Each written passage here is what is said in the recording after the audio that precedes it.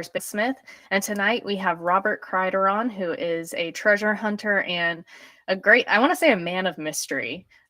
He covers so many different mysterious topics and so many topics. He's very versatile. So I'm going to call him a treasure hunter and man of mystery. Don't forget to subscribe if you are watching and hit that thumbs up and drop a comment down below to let me know what you think of the show. Also, I have my moderators in chat as usual. So if you have a question for myself or for Robert, please type it in all caps and my moderators will get it to me. Again, please don't forget to subscribe. Also, I'll be dropping links to Robert's different social media platforms and website. Please go check them out. All right, without further ado, I'm going to go ahead and bring Robert back on. Hi, Robert. How are you doing tonight? Good. How are you? Doing pretty well. It's this time change, it's just it's not necessary. It's just useless to me. So I'm, doing the time change struggle this week where I'm tired at like 5 p.m. every day. So you know how it goes. Yeah, I hear you. Yeah, it was a run just to get off and run over here and jump on here. Yeah. I find myself waking up an hour before I need to in the morning right now. So. Yeah, definitely. Although I do use it because I'm not an early bird. I'm not an early riser. I hate it. And so this time of year, every year I try to use this time change to get used to waking up earlier, and it works for a month maybe or so. Right. All right, so I'm gonna go ahead and get started. You have a very diverse interests. You have diverse interests, let's put it that way. So I've looked at, I've had you on before. It was back in the day, but we've had you on before. You've done a lot since then. Your YouTube is amazing. I mean, you have, I think, almost 10,000 subscribers now is what I saw the other day. So that's pretty phenomenal. You have a huge fan base. Thank you. Yeah, go ahead. Well, I was just going to say, yeah, considering how often our subscribers write us and say, I was unsubscribed again. It's like been the 10th or 15th time. So, yeah, we're growing in spite of that, which I'm pretty proud of. Yeah, I saw that post also. That's very frustrating. I've had a lot of people, a lot of channels, and it seems like, I'm just going to go ahead and put my foil hat on tonight. It seems like a lot of the more conspiracy related or high strange channels are the ones that get hit with the subscriber drop. And it's very, very frustrating. Very frustrating. I watched my numbers fluctuate and I just thought, well, I don't put out shows every week like I used to. So that's why, until I started seeing all these other channels, hey, make sure you're subscribed because they unsubscribed me. And I'm like, what? So that's usually the best ones are the ones that start ringing the truth a little too often. I think they're the heaviest controlled. So it seems to be. That's good. That makes me feel good about my channel that, maybe I'm getting too close there and losing subscribers. Well, that's what they say. The one out front gets the most arrows in the back. That's true. That's a really great quote to use in this situation. It sucks though. Okay. So I'm going to go back in time a little bit, and you, like I said, you have such a diverse set of topics that you cover. How did you get into being a treasure hunter or being interested in all these things that you're interested in? Well, I think that it was a reflection on a lot of it. My early years had a lot of high strangeness ever since I was born.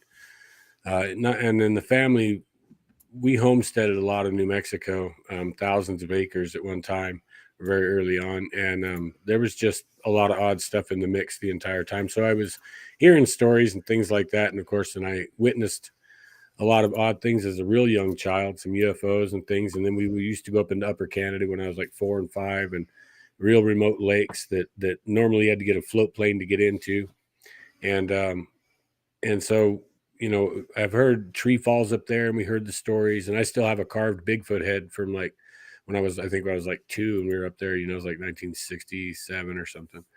And so it's been long and ongoing. And then when I got into school though, in my school years, even early on, I think just by the first grade, I expected to see things in school. I was looking forward to learning about these things I'd heard about my whole life and all the oddness and the real grand things and things of wonder, right? And then of course that didn't come, and I knew early on, I felt it right away because I was asking my teachers about the weirdness and weird stuff, and it was just scoffed immediately. And so, I made a little young vow, even as a tiny child. I wanted to know what was going on, and I didn't want to be lied to. I wanted truth, and so it just went on and on. And then as I grew older and older, that really set in deeper and deeper, because as through the years, these things not only were less talked about or less fantasized about, I guess it became ludicrous to even go there. And by the time I was even 10 or 11, I think In Search of came out, and they had their show on Bigfoot and whatnot, and it was then being described as this myth and a single creature out there, almost like the werewolf, or for better yet than I'd say that, even because there are a lot of incredible dogman stuff going on. But I believe that it was characterized as a mythical monster, let's put it that way, by 75. Right. And that kind of sank in, because my reality that I knew about it before that, it wasn't really characterized that way. It was characterized as something out there we need to take a look at, or that everyone knew was there, and it just hadn't been found yet. And then through the years, of course, going up, I was always into truth, of course, and I was always into the alien stuff and whatnot because of Eric von Däniken and Chariots of the Gods, and then Gold of the Gods books. I was exposed to those very early, and then like the Betty and Barney Hill case, early abduction, I was exposed to that stuff early. And we had some of that stuff going on in our early settler family here in New Mexico and Texas and Oklahoma. And there were stories in the family of encountering odd beings and seeing craft and everything. And I had one aunt that used to draw a lot. So I think just subconsciously it all came in that this thing was going on collectively out there, and there was just no truth to the story. And I'm just the type of personality that's where I swung. And so everything I did on the side, I mean, I've worked some real high-end technical jobs. I've worked in management of different sorts, even including restaurants and tire shops and whatever else. And so I've always been kind of in a leadership role. But in the early 90s, I began to do kind of more serious exploration work. And I would say in like 89, I found Coronado's lost winter home and a bunch of stuff in the middle of the Arizona desert. And that's where I really got my feet into going extremely rugged, difficult places, and began to find the best things in those places. So I turned into a guide and used to guide some of the geologists from Arizona State, the Mineral Museum there down in Arizona, ASU, and some other guys. So I began to get in with some scientists and professional aspects and more historians and this and that. It just kind of evolved. But through all that time is how I got to personal experience with a lot of the high strangeness and the Bigfoot and all that, so. Well, that resonates with me. I grew up weird too. Paranormal, UFOs, all of that. And then eventually Bigfoot. And unlike you though, I knew it was taboo. And so I didn't talk about any of that in school. And, even in my adult years, at work, I didn't tell anybody I was, a Bigfoot researcher and had this great podcast. I didn't tell anybody that until after Finding Bigfoot came out. And a few years later, I finally started really letting my freak flag fly, like just being weird and embracing my weirdness. So good for you. It was similar to that the entire time too, because we didn't treasure hunt and do all history stuff on kind of a hobby level. We worked with a lot of academics, and we worked with the government. We worked with even police forces and things, doing underground scanning for them and a lot of stuff. So I couldn't share any of the weirdness throughout my entire time with most people. Of course, the guys on my crew and on my team, we experienced about everything you could imagine, but nothing was really, we never advertised or blasted that. And then when the internet came about, I saw what was out there for Bigfoot, just frustrated me immediately, because we had been experiencing them often, and they're not a strange thing. We had experienced them a lot in many different aspects, being in so many locations for such great periods of time. I stayed in one place for 8 months in a tent, never left, and in a real remote area. And there was one there. So you're talking every day, experiences with them. And so when I got on the online and began to see what was out there, and I say this often, it's kind of my way of saying it, because a lot of people felt the same way, I believe. And a lot thought it was funny, but best I could find was just the internet was pummeled with videos like Bigfoot on a quad eating an ice cream. And I wanted to see, and I thought with all this advent of now there's digital cams out there, everybody's got a camera there. And even back there in the early days of the internet, it was still totally different than it was before. I mean, if you were carrying a camera, it was probably a box camera, because if you had anything else modern to date, it wasn't durable and whatnot.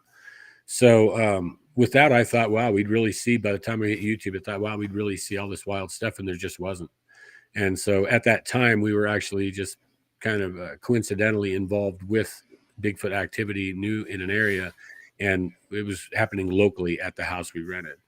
And so it just kind of went on from there. And that same location, of course, we also did a major treasure recovery or attempted recovery there. So it's always been tied together. It's hard to separate. That's fascinating to me. I do know, I have a good friend that he goes gold mining, and he lures his friends out there to look for Bigfoot. He'll say, "Oh, I heard of this great place. There's been encounters," but really he wants to go pan, and the rest of us get lured out there to go find Bigfoot. So, Right. it's unfortunate, or fortunately, I guess, treasure or precious metals or whatever are not near civilization, and that's where Bigfoot also resides, not near civilization sometimes. Exactly. Yeah, a few of my guys even asked me, and collectively at one time, what are we doing? Because they said, Bigfoot, are you serious? This is what we're doing now? And I said, yeah, man. So yeah. And then they have that experience, and then they're like, oh crap, like this is real. Yeah. So can you tell me kind of your most impactful Bigfoot experience?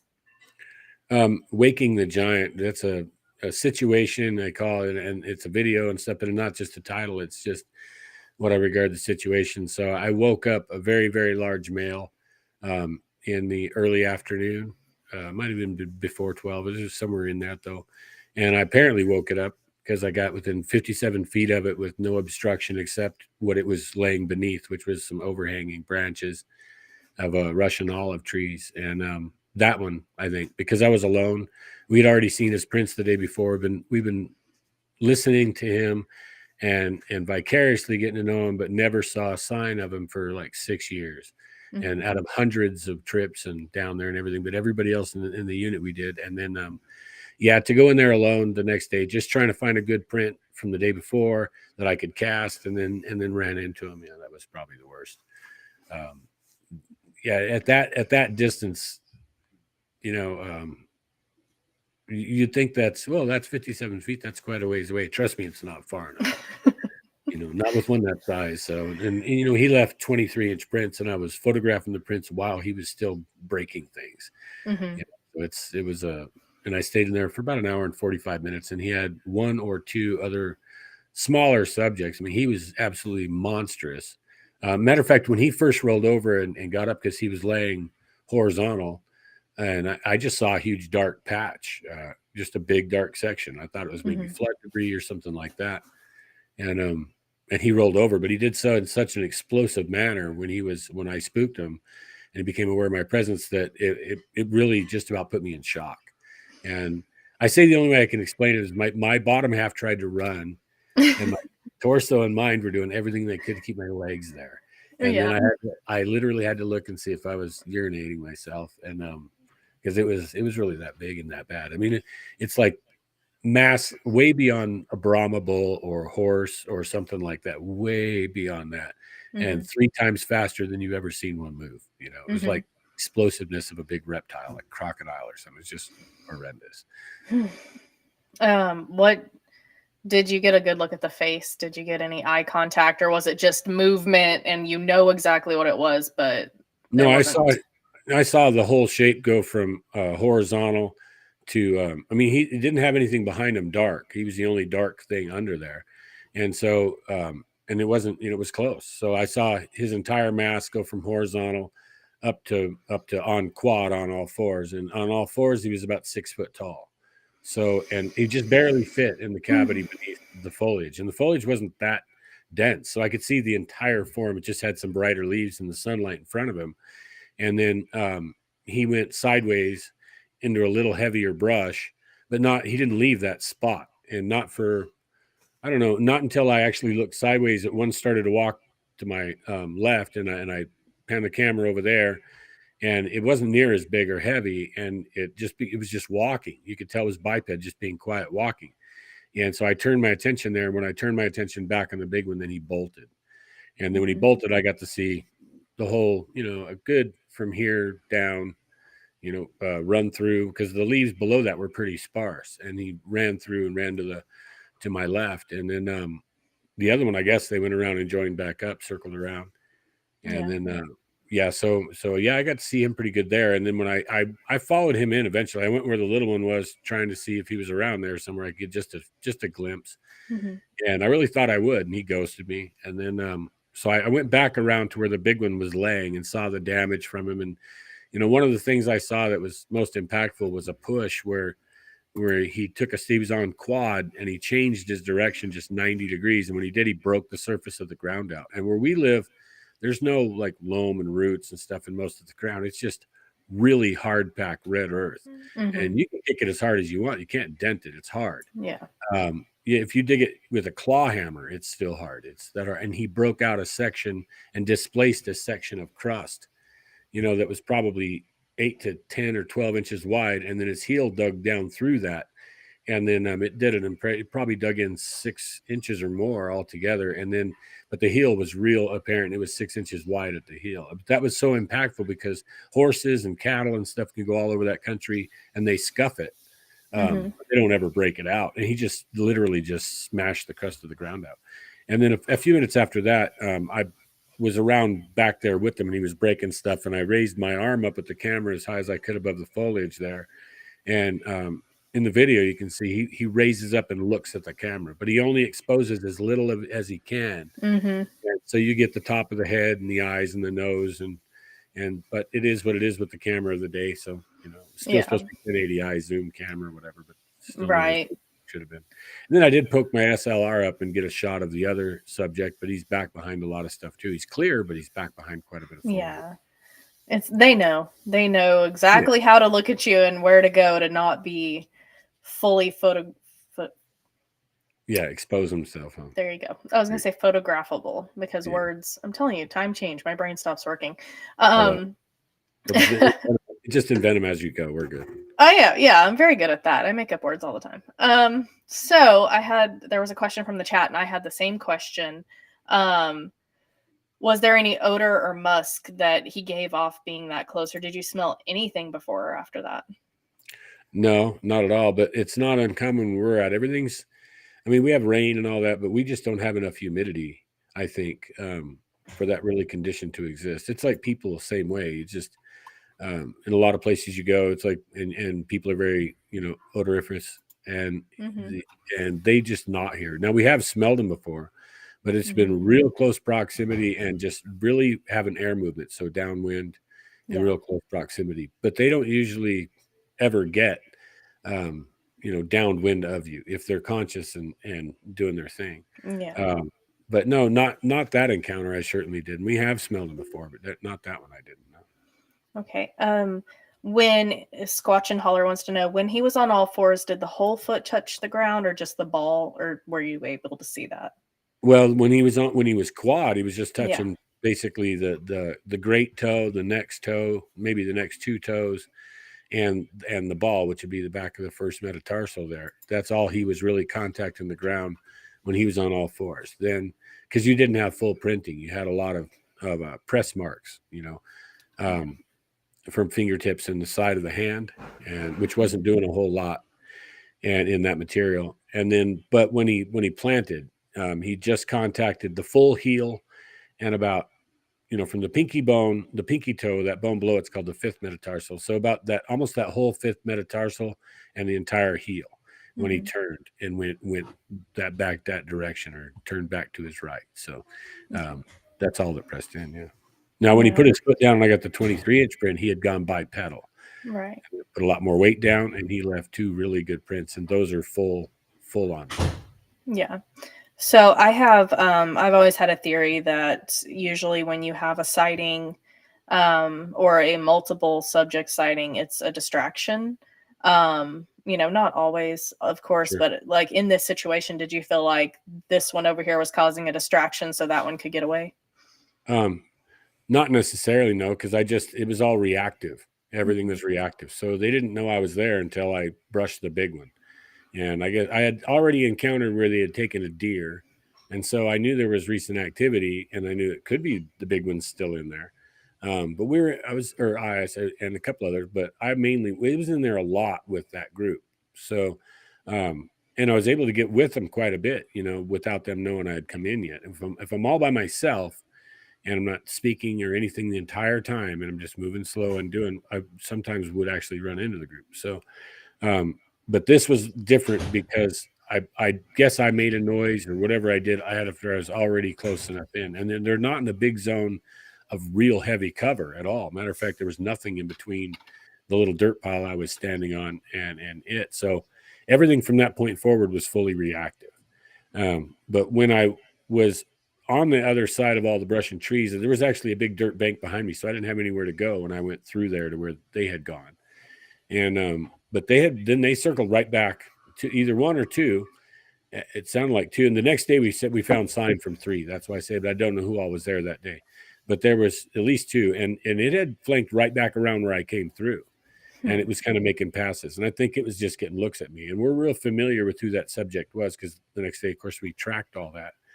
And but he acted a lot different that day than the previous day. Because I mean, even when I was trying to get a view, I stayed in there trying to crawl in there and get my arm somewhere where I could get a look at one of them. But every time I would go to this back point and there was kind of a pinch point, they would meet me there.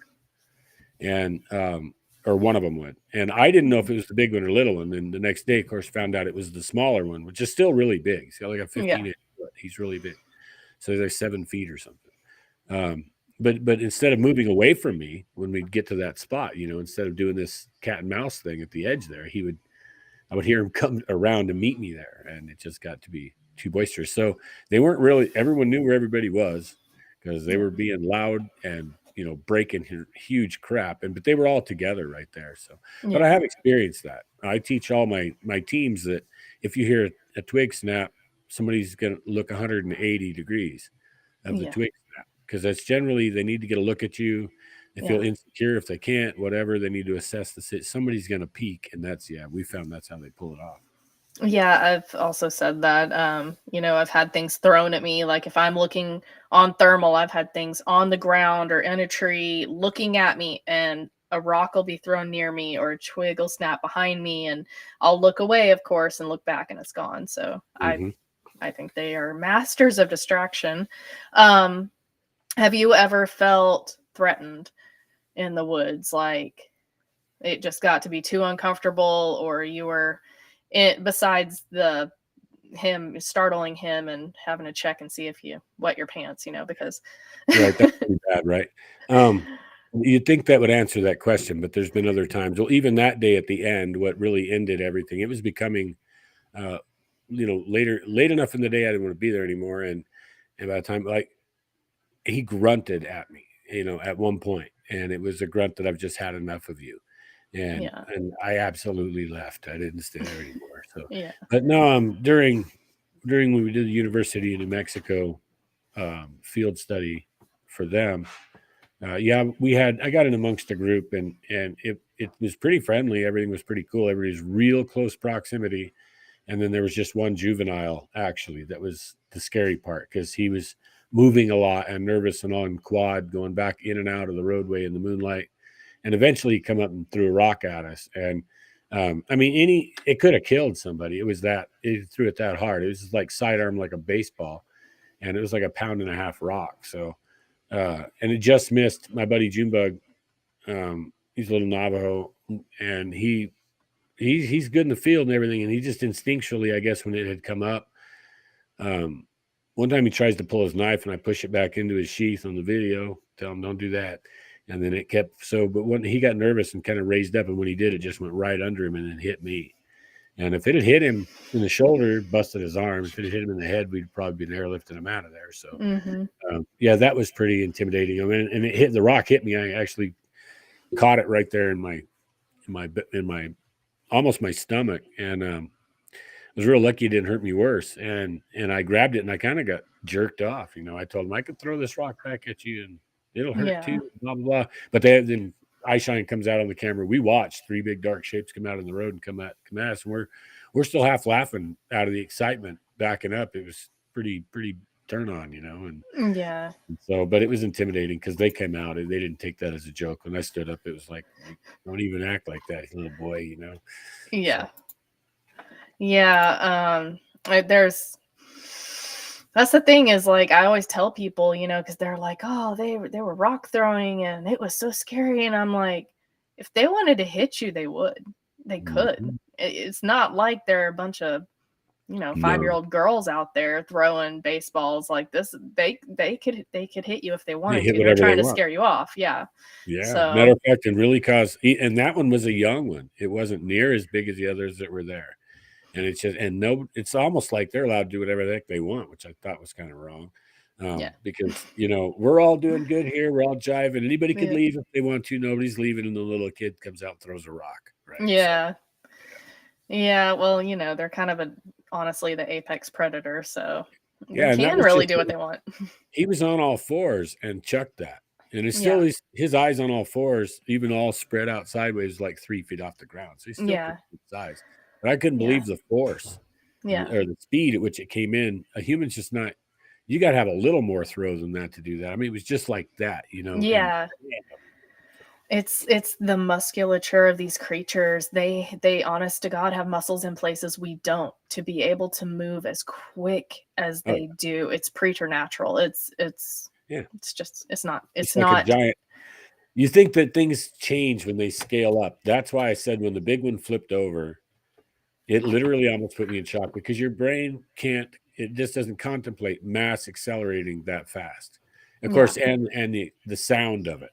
So Mhm. from literally the sound of impact on the ground to all the foliage, and I go in there and wow, it's not that much damage. It sounded like a truck wrecked through there. It was Yeah. unbelievable what it sounded like. So Well, I've said it once and I'll say it again. Everybody take note. Be glad they're throwing rocks and not poop. All yeah, right. right. Just Yeah. like yeah, like they Can do you in the imagine? zoo. Maybe having some Jeff Goldblum moments, like that's a big pile of No. um all right. So we had, let me see if we had any more questions. Um Kenneth Collins said UFO, they're alien in a way, eye shine portals and such. What do you think of that kind of stuff in the Bigfoot world? I don't think it's really any different than the rest of the world, to be honest with you. I've been involved in so much for so long, not just one avenue. We've seen the same type of stuff across the board with everything. So I've actually heard of, so many people that have been involved with random portal events, including my mentor Jerry Gray early on. Walked into a spot, he said everything got blurry. It felt like he was walking, trying to move through honey, or it was so thick. Mm-hmm. And then he came, half a second, whatever second. It wasn't very long, but when he came out, it was he was a quarter mile from where he stepped in it in the Arizona desert, and his feet print stopped and started over there. So there was something he didn't control it. It wasn't anything he planned. He doesn't know. We never knew what did it, what happened to him. Yeah. And then when we see like Bigfoot tracks in the snow, they vanish and things like that. Seen the same thing with cattle, deer, and people. So there's been missing people where searchers have found tracks leading to nothing in an open Yeah. snowy field. We're just covered in snow, tracks gone. Mm-hmm. And so we've seen that with animals, humans, and Bigfoot. But a lot of people adjust even events like that to, well, they must have either been beamed me up, Scotty, or stepped off world or into another reality, between realities, whatever it may be.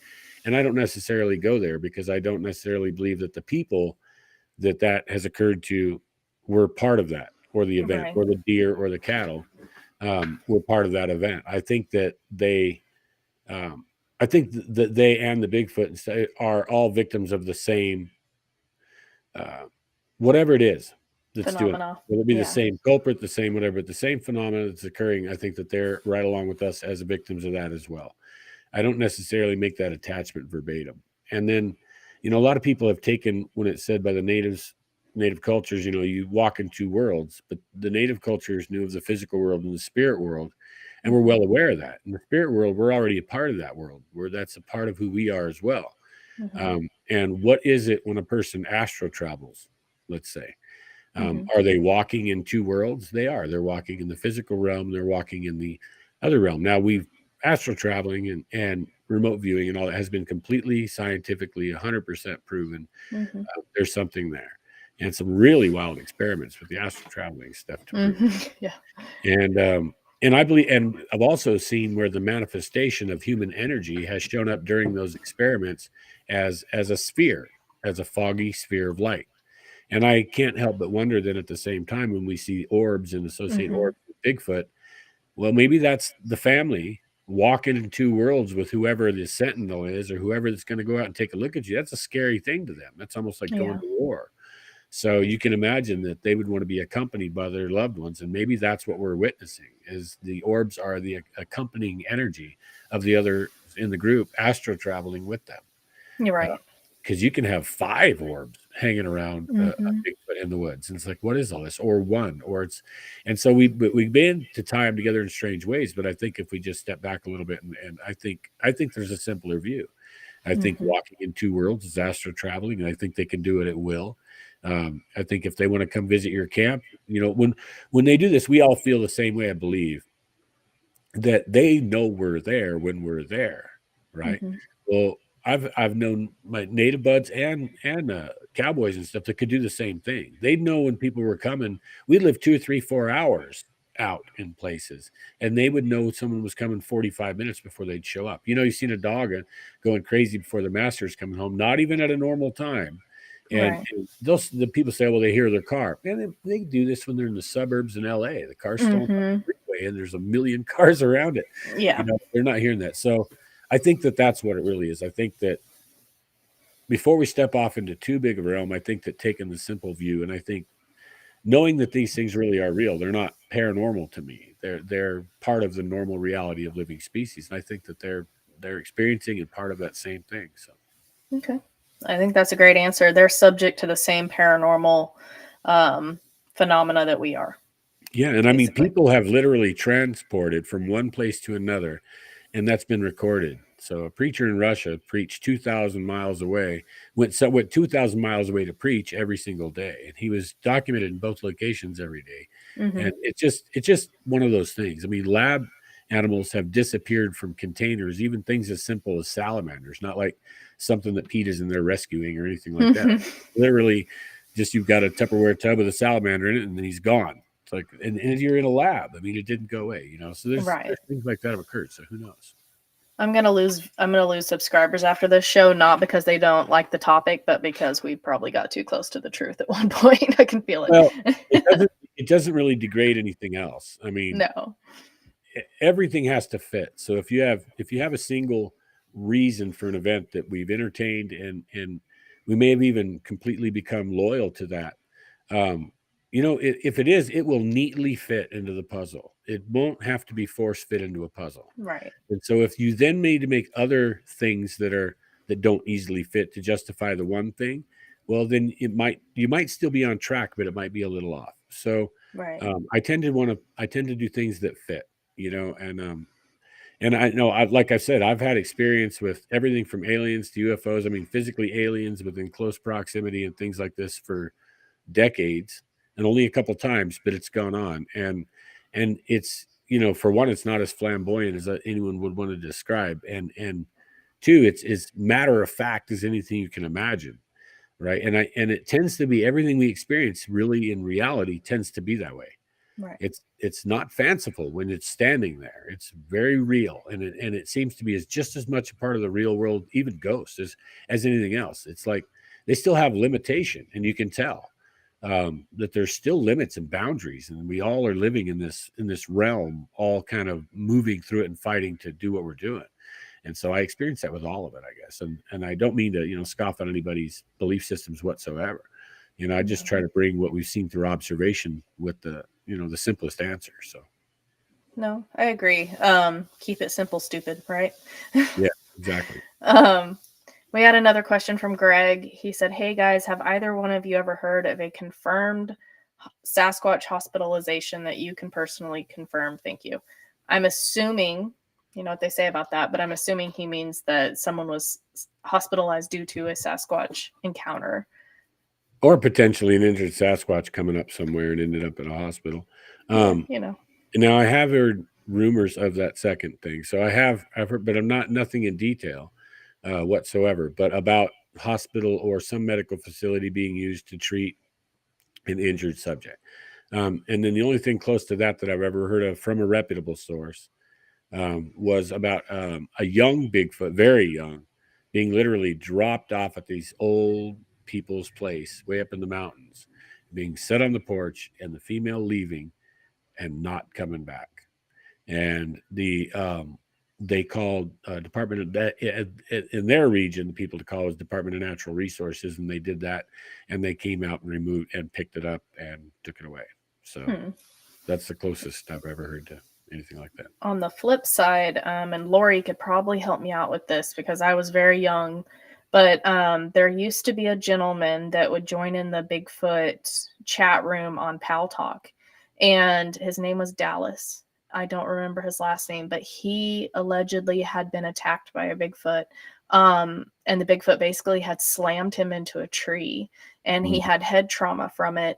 And after that, he wasn't quite functioning on all Yeah. mental faculties. And so I don't know whatever happened to him. And like I said, I don't remember his last name, and I'm sure Lori can remember it, but that is one of the only people that I've ever spoken to that has had an aggressive Right. physical encounter with a Sasquatch. Now, And I see that comment come up, and he clarified himself that he meant a person. And yes, I've heard of a lot of incidents that don't get publicized that are probably likely to Sasquatch or to Bigfoot.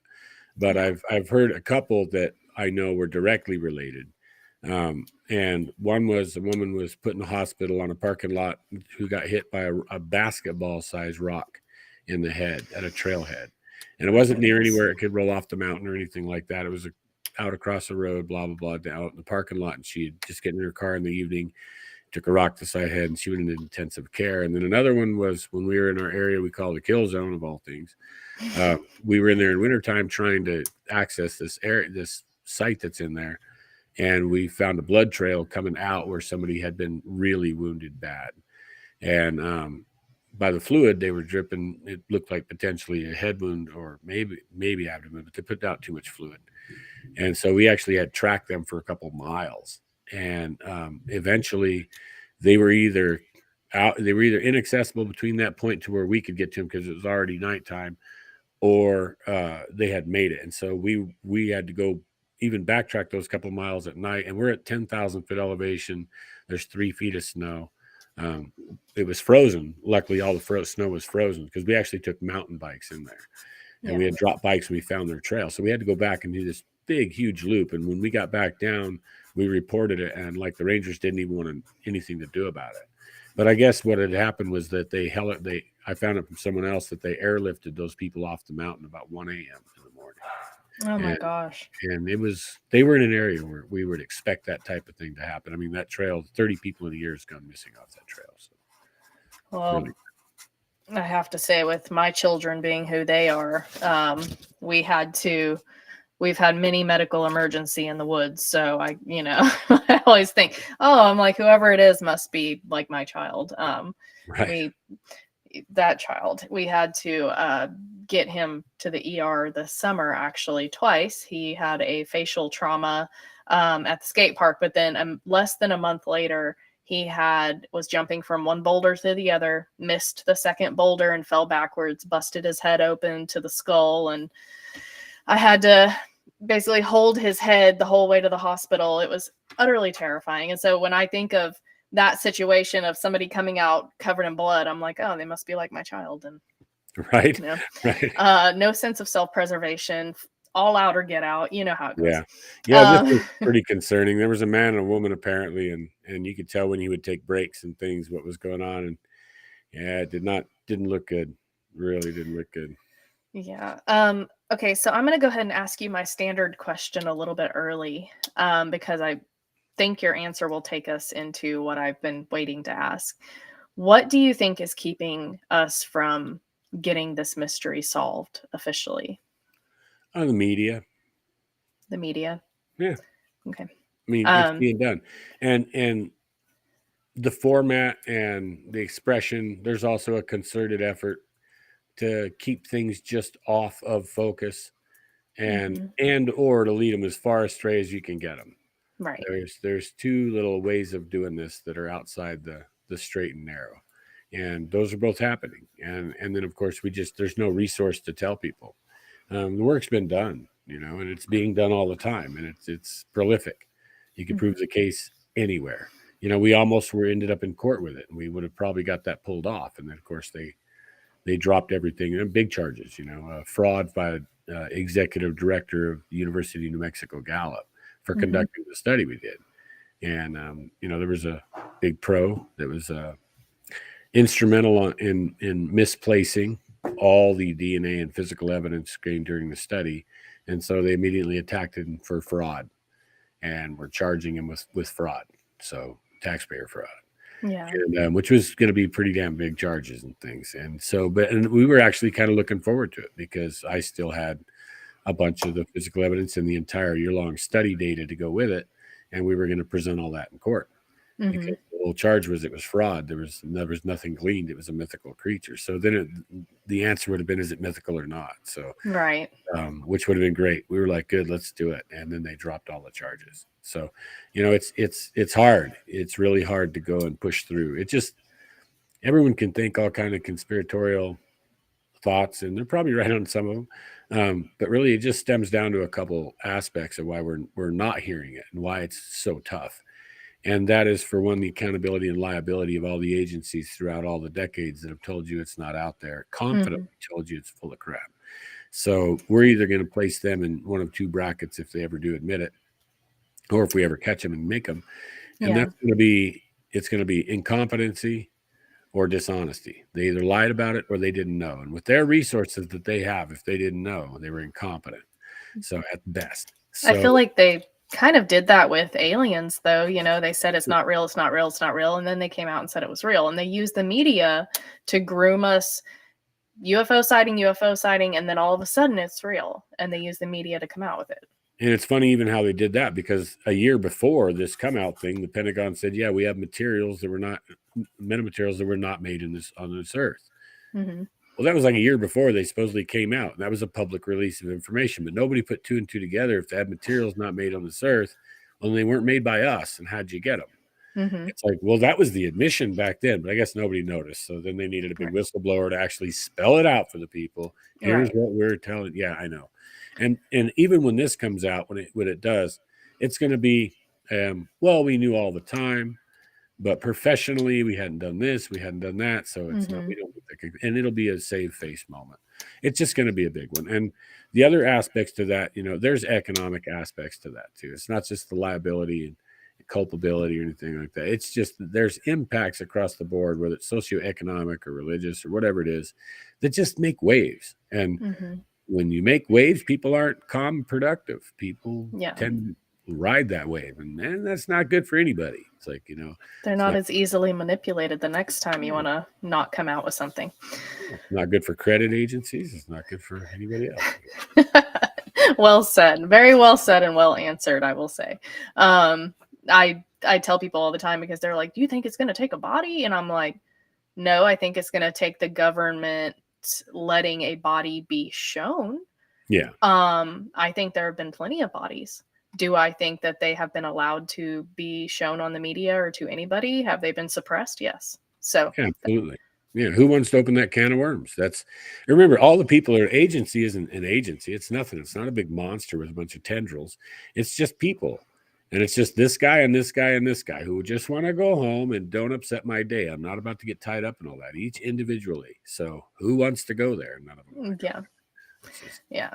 I think the government's fully aware of Bigfoot, and they just do not want us to have anything to do with that. One more from Kenneth Collins. He said, hey, Rob, talk about your invention, and have you heard them chatter? Yeah. And hi, Ken, by the way. I'm a big follower of your stuff. You and I have so many similar print castings and a little family group together. I think it's really cool. Yeah, so invention-wise, I believe you're talking about the KXPD3 parabolic mic I built. It's actually a hemispherical mic. It's not a true parabola. But nobody would know it was if I said that. So, um, but yeah, I was able to put together a thought process and get a secret or two that allowed a very small unit to have, a great impact. And I guess as people do want to hear about it, I guess I never ever pump my stuff. I've never done it there in any cast at all. Um, but yeah, so a 27-inch Kohler parabolic dish will pick up a human voice at 900 feet, and we can pick up a human voice over a mile. Oh, And so wow. with a 12-inch dish, and you can throw it out of the car doing 30 down the highway, and it's going to bounce and not do anything to it. So um, so we really went kind of another level. And then right now I'm actually dealing with a couple of distributors go to the military and things like that who want that tech in their hands. So they're talking to me now about developing bigger systems around that, which just blows my mind because Boyd Omer, I always give him the shout out no matter what, because he's the guy who inspired me to do it at another level. I was building these dishes and stuff for years before this and never really took it to that scale. And then when I did it with Boyd's, I went ahead and wanted to do something special. So I figured out my own theory. It's based kind of how animals' ears works. You look at the form of an animal ear, and it's covered in fur. It's got little fuzz all over it. It's got little Mm-hmm. ripples, but yet it outperforms anything you can do, and it sounds perfect. So there's a reason for that. And so I just kind of gained access to that reason, and I put the unit together. And so I made them available. I think there's only something like 65 of them out there right now. Um, and so far, everybody's just, ecstatic. We've heard not just chatter, but arguments. We've heard all kinds of stuff. I mean, we've heard two subjects arguing, and they were probably, I don't know, well, the river was 2 miles away where they should have been, but they were yelling, and it sounded like two of them were just going off at each other's high speed monkey rushing. That's what I call it. And so they were tearing up, and then another one, you could hear it was quite a bit of distance away, or at least it was out of the focal point of the mic. And another one interjects and screams something all crazy, and they both just shut up there because they were just talking over top of each other, going back and forth the way people Mm-hmm. cutting each other off. And this one yelled, and they both shut up and listened to this whole thing, and then they went right back to it again, just going off, tearing it again, like they just completely ignored me. I don't care what you said. That was a And mom and two kids. wow, Guaranteed. yeah, Guaranteed. maybe dad saying, "Would you guys shut up?" or something, and they didn't care. They just went right back there. Yeah. And that was really, really cool. And I guess that's the other aspect of the device. I guess that is the key aspect of the device, really. It's not just the range and sensitivity of that invention. It's the ability we can change the focal point so that I can pinpoint a person or an owl over a mile away. I can tell you what Mm-hmm. tree they're in at that distance. It's that fine of a That's pinpoint. So I guess amazing. that's the thing. And there's no other audio device in the world that I'm aware of that can do that. So That's amazing. Truly, that's amazing because it's kind of it's hit or miss with audio, and it's you can kind of have like the miss. yeah, I mean it is. But I tell people all the time, like when people are at Bigfoot gatherings, I'm like, you gotta watch what you say. I'm like, Oh if yeah. you think you're alone, it doesn't matter. You have to watch what you say when you're on an expedition or at a Bigfoot Yeah. event because everyone's got recorders. So if Oh, you should you're see if you got one of these things in your hand. Oh my exactly, you're God. not safe anywhere, so you might as Not well only just that, when you're going through recordings, this is horrible, man. But when you're going through recordings, you hear if they're within the front 170 degrees, you hear every single movement of the human body of every single person in that camp. oh Period. no. If they're behind it, every course, every snore, fart, cough, whatever that comes. But if you're in front of this thing, everything, you can hear people's stomach growl. You Oh can my hear gosh. every single breath. And you're sitting there listening to audio files, or you've got it on a spectrum analyzer. You're trying to watch them go by. So you can go, and there's all this stuff. And you're like, what is that? What is that? And it's all Yeah. bodily functions. Oh Uh, my goodness. yeah, it's bad. I mean, and then people try to whisper. No, you could be a football field away, and they can whisper. If it's quiet around, yeah, no problem. Yeah, you're So if gonna you know. have one of these things, don't talk crap. Mhm, Yeah, exactly. because it will get it. Oh my goodness. Yeah, Hey, that's a Pyromedic, how's it going? I see you're up there, Lori Dyer Hood. I got to say hi to some of your people here. oh, This of is course. Of um, course. these are Pyromedic's awesome guy. Met I him. love Pyro. I got Yeah, to he's meet him at a good people. at a symposium a year or two ago, and I saw this nice gentleman sitting at a table, and my son and we had a plate of walking tacos or something, or fry bread, I don't remember. And I was like, "Can we sit with you?" He's like, "Oh, okay, sure." And he's talking to us. He's like, "By the way, I'm pyromedic," and I'm like, "Oh my god!" Like I know you. It was amazing. Yeah, good to see him. Good to see He the knew familiar who I faces. was, and he didn't say a word about it. Um, but yeah, we've got a really great chat tonight. I mean, everybody's got a lot to add and a lot of questions. So that Yeah, and if anybody out great. there is curious, I'm an open book. Don't be scared to ask. Like Yeah, literally, I'll answer any question I can, and that's yeah. pretty much anything. So I think we had one more question I missed earlier. Doug Miller, he said, "Do you use canines at all? Seems like they're especially curious if there are hounds around." yeah, probably because they want to eat them. No, no, some are really gentle to dogs, like George Harvey. His dog, well, the one they kept outside all the time, got so used to him, and one of the smaller, like 7 or 7.5, 8 foot subjects would bring it bones from the casino. They would actually break and tear the fences apart, go to the dumpsters, rip them apart, get the bones out, or eat whatever the food is. But they would bring bones to George's dog, which Hmm. is really cool. And but they were kind of odd. Like one time they went out there and the doghouse was upside down, and the Yeah. dog was in his doghouse, but the whole doghouse was upside down, so that Oh they could my be playing. gosh, that poor dog. And once the dog got off and was actually with George's sister, and they were running a little UTV, an electric UTV, so it was pretty quiet. But she came right up on 3 members of the family unit by herself with the 2 dogs, and one of them whistled with flat teeth, and the dog ran up right to its feet, and it reached down and petted the dog. But to answer the question, absolutely not. Man, if you'd heard the stories that we've heard and responded to and investigated about them dealing with dogs, I've recorded. The only thing I can imagine was ripping a large dog like a German Shepherd or something in half. I mean, Hmm. literally, it was that bad. Yeah. I didn't want to hear it again after I initially listened to it. It was so bad. I've never played it publicly. Um, it's just something doesn't need to be done. But we've also responded to like people that have been walking their dogs, big dogs, and had them pick them up and run off with the dog while the dog's screaming and not be able to keep up with it. We've had a big lab in one area we work where there's a really big male, and it apparently reached out and just grabbed the lab with one hand, pulled it off the trail. There was a Hmm. pit bull with the lab. The pit took off running back right past the person and ran off, and he had to find his dog after, but it just bolted. There was no Yeah. so working with dogs, knowing that as well. On the reputable searches that I'm aware of, good dogs, tracking dogs won't track.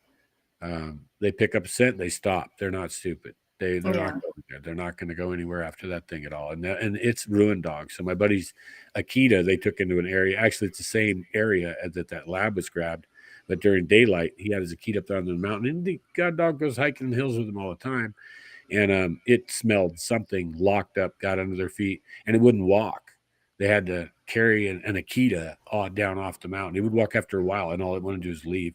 And he said now when he tells it to get in the pickup, let's go somewhere, it doesn't even want to get in the pickup anymore.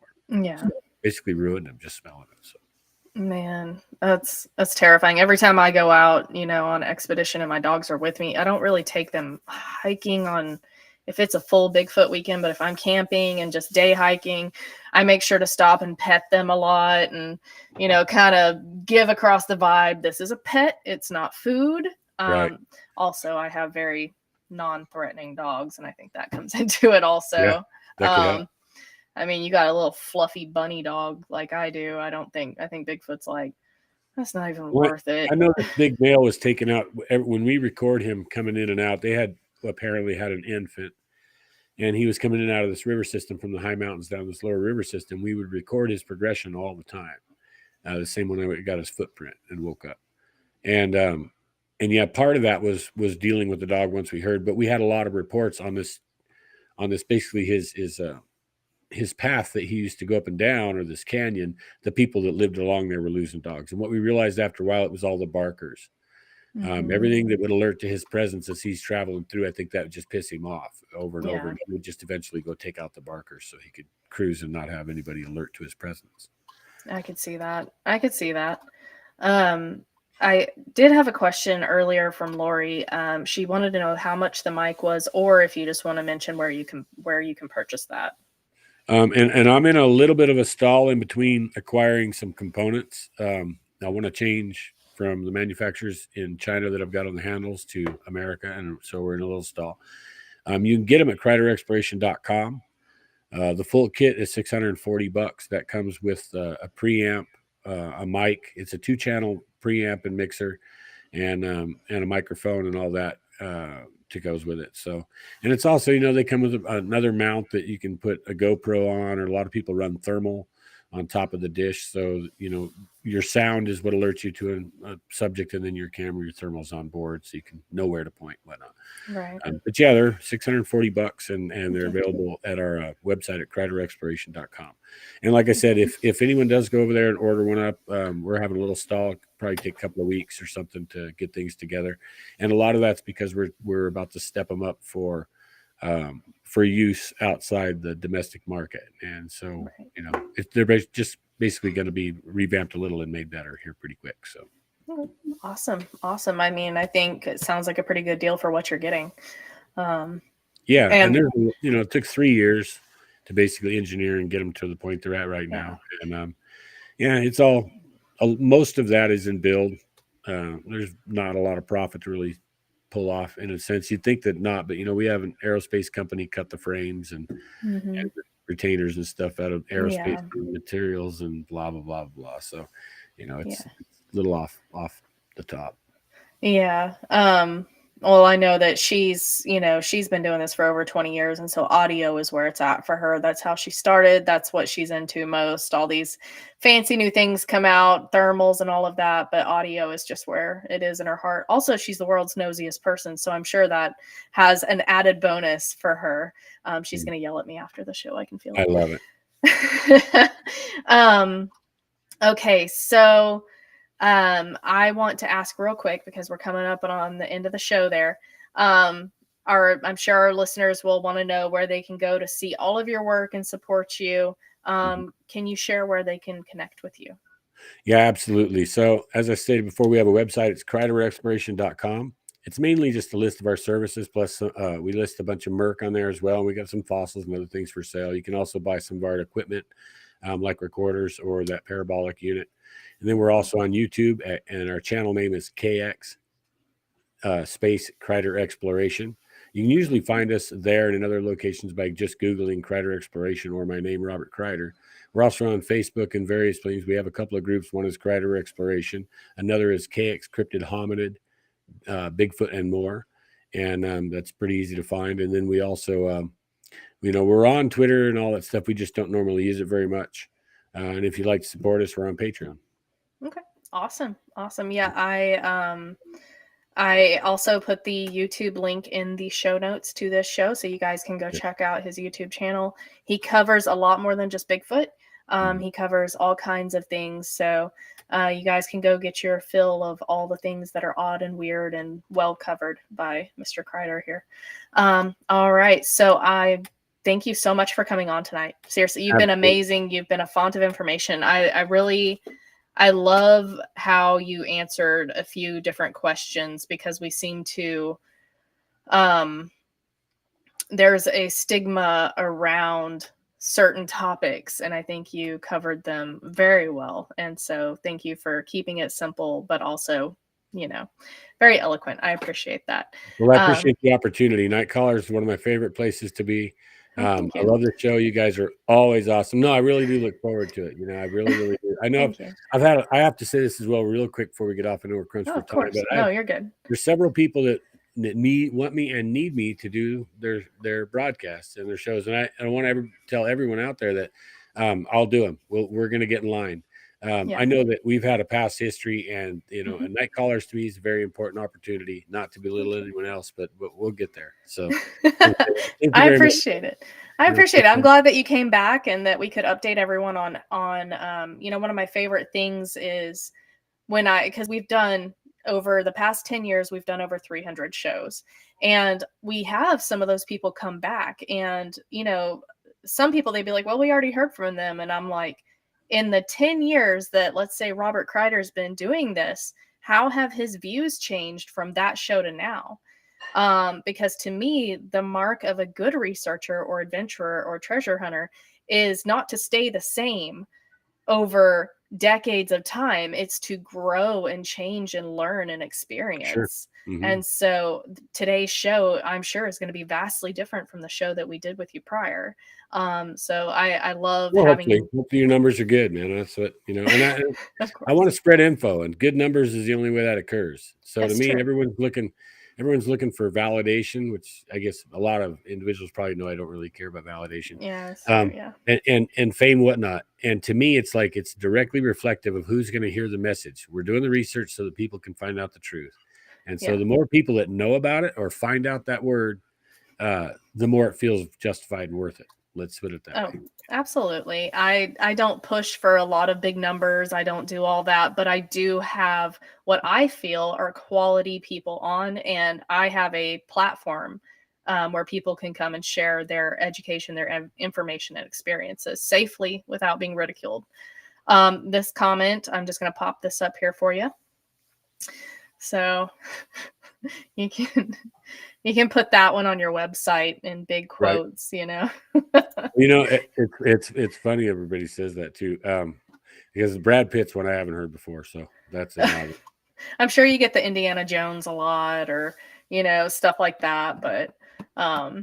Yeah, sometimes, and then, now his name slips me, the outdoorsman who hunts all the time, the old rock and roller. Oh, Ted Nugent. Yeah, Ted Nugent. Yeah, I get Ted Nugent pretty I constant. Matter of I fact, we did a could we see did that a one. a show trailer for Animal Planet one time, and the production team who did it, when I got to see it, the whole thing was done to Ted Nugent, and they were calling me Ted Nugent, Oh my throughout the God, thing. So it was stop. a kick. Oh my gosh, that's funny. Like, to me, I mean, That's what happened. I can see the Ted Nugent, but you're a little bit more positive than he is. I love the guy, but he is not a ray of sunshine. My goodness. Yeah, He tells it like it is, which is tells great, it but like it is. Yeah. goodness gracious. By the end of his shows, I just, you know. Um, okay, let's see. Angelina Jolie is speechless right now. Greg, you hired the crack up already. I could tell. You'd be a fun guy to have around the fire, man. I'll tell you Oh, that. absolutely, absolutely. He is one of my treasured listeners. That I enjoy his comments, because he tells it from the heart, and Good. yeah, he tells it from the heart, and he's very complimentary but also real, which I very much appreciate. Mhm. He doesn't hold back for fear of looking dumb or cheesy or anything like that, so I appreciate it. And Great. I love all my listeners. They're all amazing. I have moderators over here in the chat. They honestly don't have anything to do, because my listeners are just great. They don't troll. They're respectful of guests, so Yeah, and I'm thank you, blessed. everyone. I appreciate you Yeah, guys and mods for hanging out and doing the work too, man. It's yeah. really great because I know it takes a lot to put these things on. So Yeah, it's a lot, but it's so worth it, man, because I get people like you on, and I learn something from every single guest, and it just, my research is important to me, and I still go research, but this podcast is important to me because I'm learning, I'm experiencing, and that's why 346 shows. We started the North American Bigfoot Researcher was a series that we mhm. started back in the day. We just wanted to have a limited series of researchers because everybody was doing witnesses and all this, and we were like, we want to talk to researchers. We want to talk to people like us that are out there on the ground in the field, and it's been 346 episodes now. There's just so many researchers and so many great people to talk to. We just kept going with it. And that's a lot of knowledge out Oh there. yeah, So, you guys are blessed to have just that base of knowledge to make comparative analysis. oh, true. Association is the big thing in the mind. Yeah. And if you don't have this or that to associate with, it's called recondite. So the brain doesn't even know how to comprehend some things. That's Yeah. what causes a lot of illusions or delusions and things like that. Hmm. It's actually just the brain not being able to have anything to compare with. So it's great. You mean it's a blessing for you. That's awesome because Oh, yeah. you have a huge information base just to weigh things against. So that's I great. do. Along with people, how many? That's 300 and something people too, right? Yeah. So Yeah, over 300 people, because we've had a few repeats, but that's over 300 people that to me have not, just because everyone's like, I got a comment the other day, I can't believe you don't interview witnesses. And I'm like, first of all, everybody interviews witnesses. So I'm going to be different because I'm just different. I love being different. But also, to me, researchers are witnesses, but they're witnesses who used it to motivate them to do something about it. Right. Go find out what they saw. Go find out why this thing is this thing and get as much information as they can. So, I Mhm. mean, to me, that's a step up from the witness encounters. Right. Anyway, so yeah, it's been an amazing experience to have this many amazing researchers on and learn the things that I've learned.